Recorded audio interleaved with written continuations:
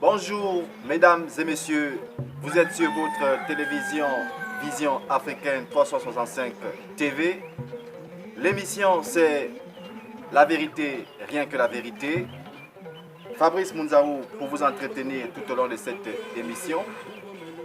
Pour ce deuxième numéro, nous recevons Monsieur Ngoma Wolf, ancien joueur de l'USM, encadreur U15 OM. Monsieur Ngoma Wolf, bonjour. Bonjour monsieur. Alors, déjà ça n'a été pas facile pour nous de vous joindre. Merci encore pour ce privilège d'être sur ce plateau. Merci également. Alors, nous allons rentrer dans le but de l'émission, du sujet. Alors, monsieur Ngoma Wolf, comment se porte le football gabonais? Est-ce qu'il y a de l'espoir pour 2019, cette phase des Coupes d'Afrique des Nations au Cameroun? Vu déjà la prestation de nos deux derniers matchs. Bon, comment se porte le football gabonais? Sinon le sport en général, particulièrement le football. Et ma vision par rapport à la qualification de notre équipe nationale pour la prochaine Coupe d'Afrique des Nations, que ça dévoilait. Je vais commencer par la santé du football gabonais. Le football gabonais se porte mal depuis la base. Donc ce qu'on récupère aujourd'hui, c'est que le fruit d'un travail qui a été bien ou mal fait à certains niveaux. Chacun n'a pas pu prendre des décisions ou sinon accepter que le football, on n'improvise pas. Donc cela que la gestion du football, que ce soit sur le plan administratif, sur le plan technique, cela qu'on choisit pour bien faire fonctionner le football, doit même, ils ont le droit de bien s'impliquer, s'investir. Quand on prend une décision pour suivre une chose, c'est suivre cette chose-là. Et que dire du championnat national?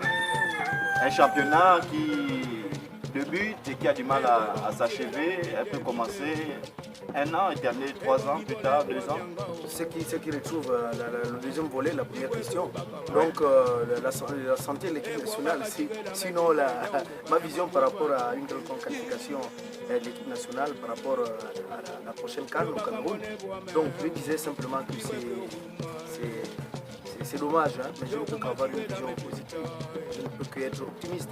Une qualification de l'équipe, je ne peux que supporter mon pays sans oublier qu'il y a des problèmes. C'est vrai, il faut bien s'asseoir pour pouvoir trouver des solutions. Et pour le moment, faisons avec. Alors, Camacho n'est plus. Comment gérer ou comment la fédération gabonaise gère cette transition, vu déjà que cette équipe est engagée pour la phase éliminatoire de 2019 au Cameroun? Est-ce qu'il y a-t-il un intérim à ce niveau? Bon,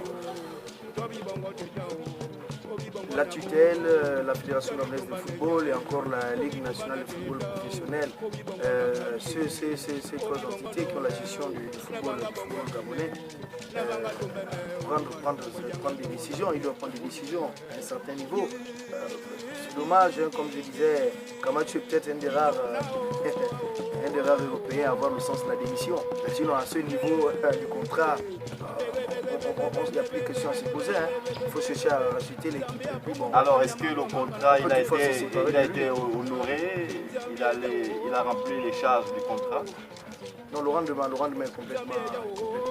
Le rendement est par rapport au contrat, le rendement est nul. Alors, est-ce que, parce que les Gabonais se posent des questions, nous avions vu avec l'ancien sélectionneur de l'équipe nationale, donc Alain Giresse, qui se plaignait un peu au niveau de l'organisation et des choix,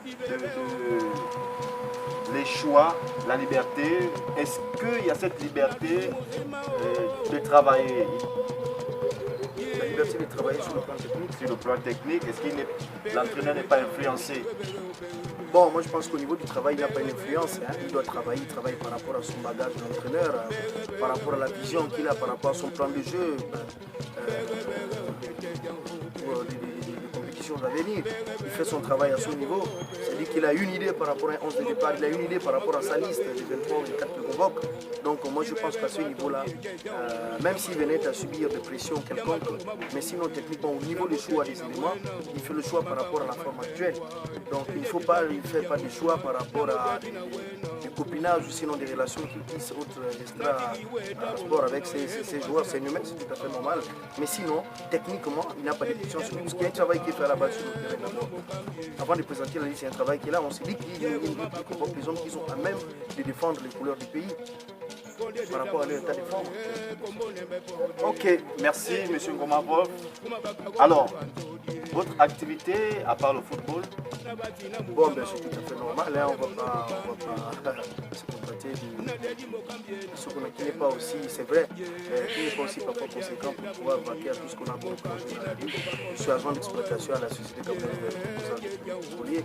Je suis aussi dans un petit commerce, je pense que moi je sais de diversifier, hein, pas faire seulement sur place, sinon être figé au niveau de Marie Maudit Libreville.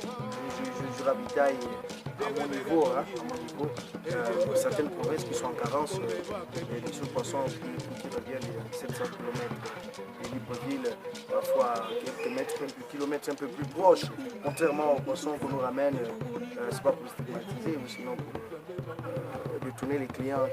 C'est des poissons qui reviennent du Maroc, 6 mois en bateau, contrairement aux poissons qu'on prend facilement à la Maniba, qui est Et local. Alors, monsieur Ngoma Wolf, votre mot de fin? Mon mot de fin, par rapport aux questions qui ont été posées sur le plateau, mon mot de fin est que je demande au peuple gabonais d'avoir une vision positive. Quand ça ne va pas, on doit être avec l'équipe nationale. Quand ça va, on doit être avec l'équipe nationale parce que c'est d'abord le vert, jaune, bleu. Et voir comment ces hommes qui ont la gestion du football gabonais, de pouvoir un peu avoir une vision positive et pas aller faire des choses parce qu'on a autre chose à mettre en évidence. Mesdames et messieurs, nous sommes au terme de cette émission. Merci de nous avoir suivis. Nous espérons nous retrouver encore dans les prochains numéros. D'ici là, portez-vous bien et gardez le sourire.